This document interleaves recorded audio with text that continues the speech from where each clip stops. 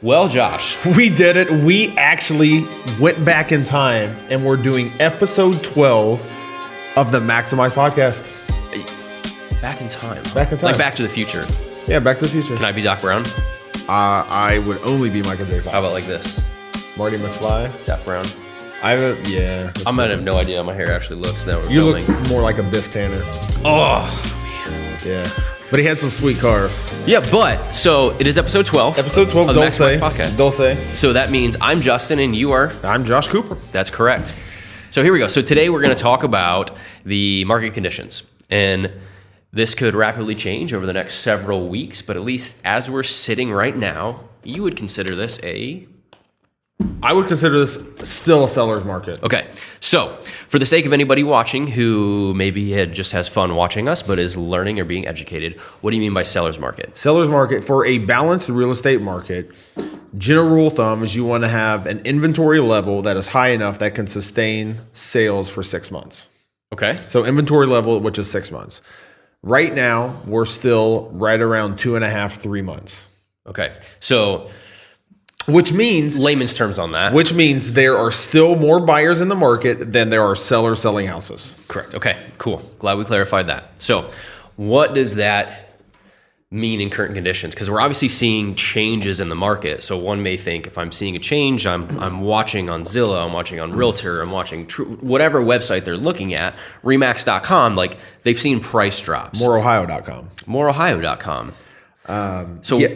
Is the price drop, would that not be indicative of a buyer's market? Like what's happening there? So one thing I want to preface this by saying mute. One thing, it is muted. I don't know how it's, anyway. Maybe that was I know the receding hairline and the gray hairs would tell you I've been in this market, in this game, a really long time, but I haven't been in this thousands of an years. incredibly long time, right? So almost a decade, we'll say, right? Not quite that long, but we'll say. And in my experience, it's been really fun. It's been really cool. Now, in this market, we've never, ever seen a shift of interest rates within a 9-month span of 4 points. Right. So if we look back even to the last time we had a horrendous recession, Yes. interest rates were about 6.2 to 6.5-ish, Yep. I want to say, Yeah. on the high end. We're looking at a national base at like 7.08. Yep. So if someone closed on a house at the beginning of the year, they were right around 3%, maybe a hair under. Mm-hmm.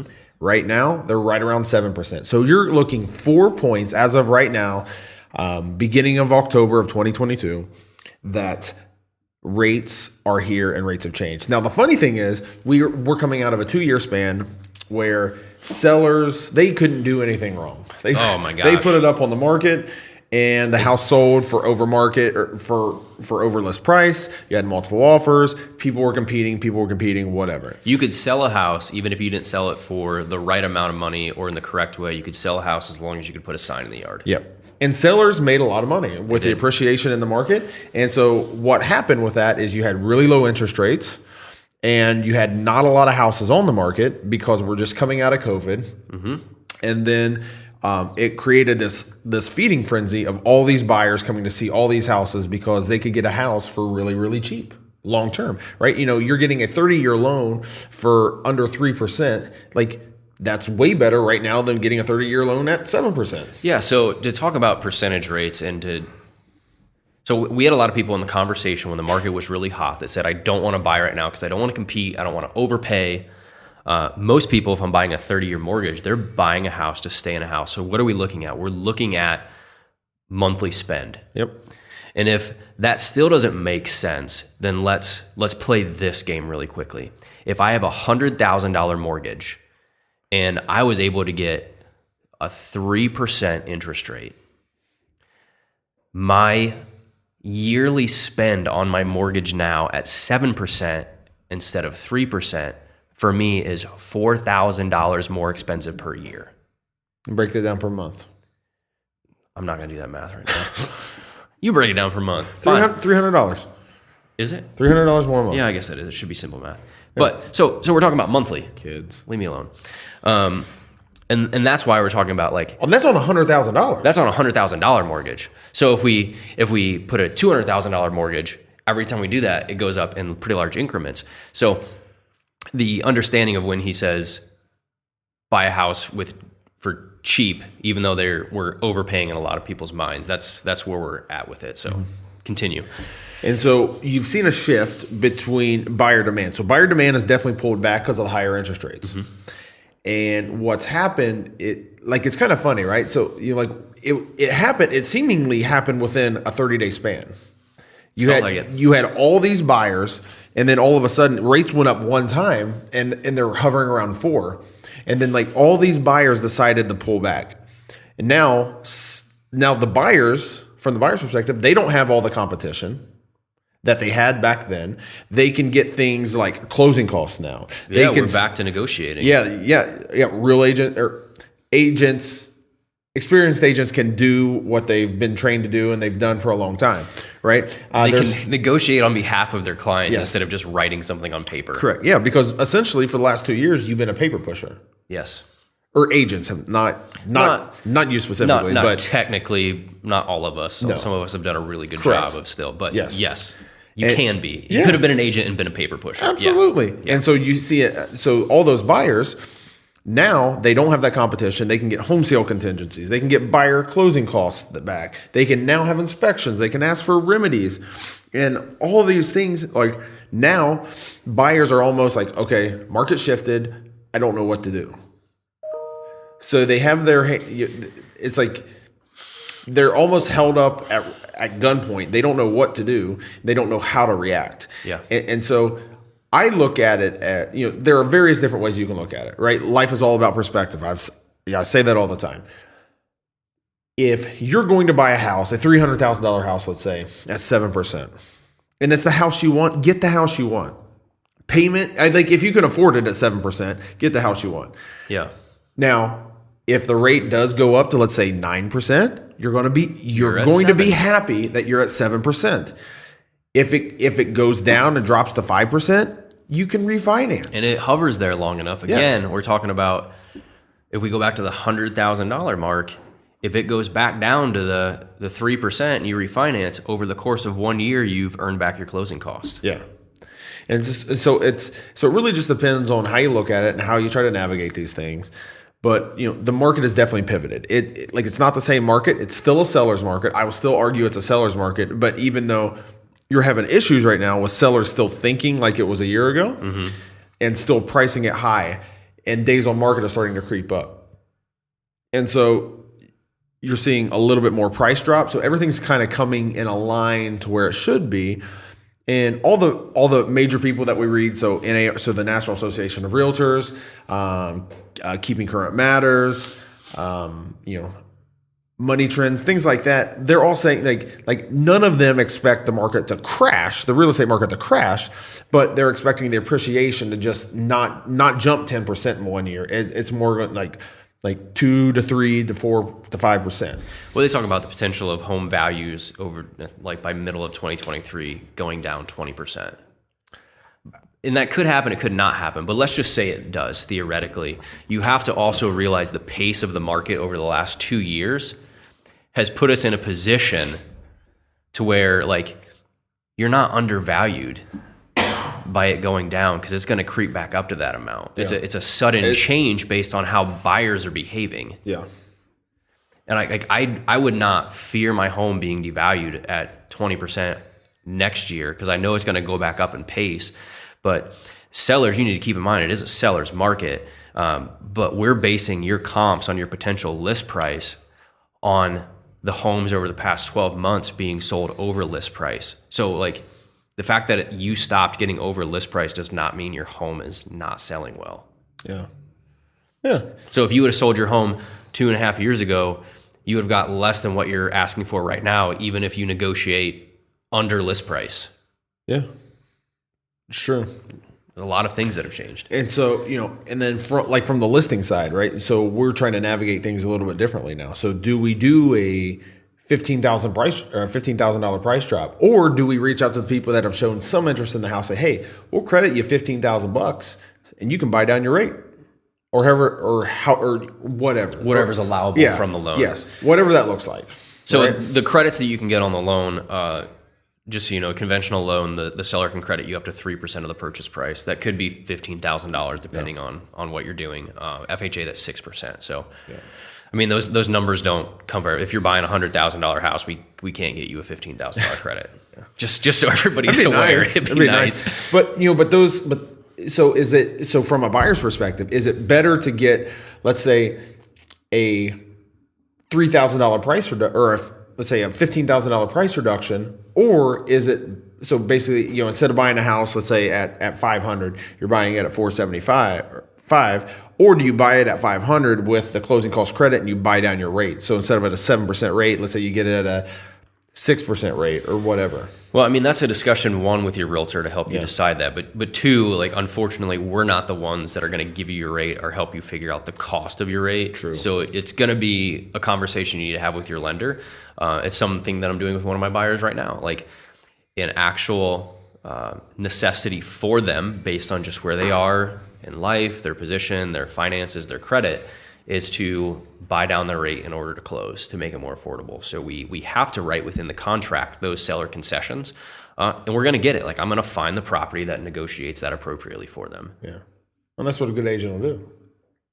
Put in the effort. It's not always simple. Yeah, and so you look at, like, I know we're trying to wrap this up a little bit, but one thing you've seen is from our experience. So like we've been in the business a long time, right? So I've been in the business obviously a little bit longer than you, even though actually I've been licensed a little bit longer than you. You've been in the business, family, rentals for a lot longer than I have. But seeing the transition of the market has been awesome the last 2 years. Oh, yeah. And you see the influx of agents coming into the market. And so they don't know what to do. They will not know what to do unless they're getting the training, the coaching, at least learning how to do that. And we've been afforded the luxury of, how do I word this? Of having new clients replace clients that we maybe weren't putting the full effort in. And by we, I'm not speaking of Josh and I'm speaking of agents in general. Yeah. So for those that were used to going through a slower market, you have to consistently show value, give value, and work on behalf of your clients. In this hot market, sometimes it's like, well, I had another one come in, I'll just push them to the back burner. So I was looking up the stats this morning, right? And so we are the number 5th. So we are number 5. So we're number 5 in this market. Okay. Right. So we're the 5th most productive in this market. I'll take it. Right. And so obviously we like to think that we do things a little bit different with a little more purpose, a little more system, a little more structure. Obviously we have all those things in place and we're always trying to modify them and trying to make them better. But going like from that 5th, there are close to 140. So, we're 5th out of 140. And so what are those bottom tier people going to do? Because the market will tell us at the end of the day that the top 25%, and obviously we're in the top 3%. Yeah. I mean, just even out of the Central Ohio, to quickly give another fun stat so my production level is not to your production level. And I'm okay saying that because we do different things. But even myself, out of 10,000 agents in the Columbus MLFs, was in the top 5%. Yeah. So you are even higher. So we're doing the right things and not coasting. Yeah. Pressing through. And so like my worry is all these people that have got licensed, they're in the business now, they're jumping in full boat. They're trying to figure it out. It is shifting into now agents have to operate this as a business, not necessarily just a hobby. And that's going to be exciting to kind of see the attrition of agents and kind of see how the market dictates who stays, who goes. And so one of my real estate coaches says, hey, for every 5 deals you do, you knock an agent out of the business. And that's pretty crazy to think. But how cool would it be if you could pick the agent, is what he would say. How cool would that be? But I digress. But long story short, to sum up, the market's pivoted. It's still currently a seller's market that I would argue wholeheartedly that it's still a seller's market. But things have changed. And it's not the same market. You need to talk to a local expert on what's going on in your neighborhood. Whether it's in Tampa, Florida, Dallas, Texas, Nashville, wherever. I don't even want Columbus, to try to Ohio. understand San Francisco. San Francisco, yeah. You need to speak to a local expert who knows what's going on, and they can help you navigate it and help you understand it. You got anything else? I think you need to find somebody that's willing to be creative for you. Yeah. Somebody that understands the position of the market without dwelling on the drama of the market. So if you complain all the time about what's happening to every buyer out there, instead of, and I tell my buyers, like, I'm not telling you this to be negative, like, I'm just letting you know this is how it's going to operate for you. And then we get past that and we move forward to what we're going to do to help. Find offices, find agents that are willing to be creative. I don't like our audience right now probably does not know this, but between the two of us, out of our own money, in order to make deals close, we obviously negotiate within the contract to get the money back. But from the buyer and seller perspective, we've invested and had the return back to us at closing about $100,000 of our own money into projects this year in order to assist both buyers and sellers in getting the right house sold. Yep. That's not a normal thing. No. And we're not losing money crazy, to do it. We're not giving people our money, but we understand the market enough that we can offer those services and know we'll get it back, but still get you the house you want. But also there's an inherent risk, right? So, there is. With the rate increase, we have one out right now, right? So, hopefully that thing goes to the closing table so we can get our money back. Yeah. C'est la vie. But this is episode 12 of the Maximize Podcast. I'm Josh. I'm Justin. Follow me at Instagram and Facebook at @IAM_Josh Cooper. And Justin is... I'm on there. Just find him. Justin Oman. Oman. Not pronounced that way, but yes. Oman. Yeah, what would you say? Yeah, Siri but doesn't think so. Siri does not think so. Siri doesn't think so. All right, we digress a We're second done. time. We're done. It's been real. Thanks. Peace out.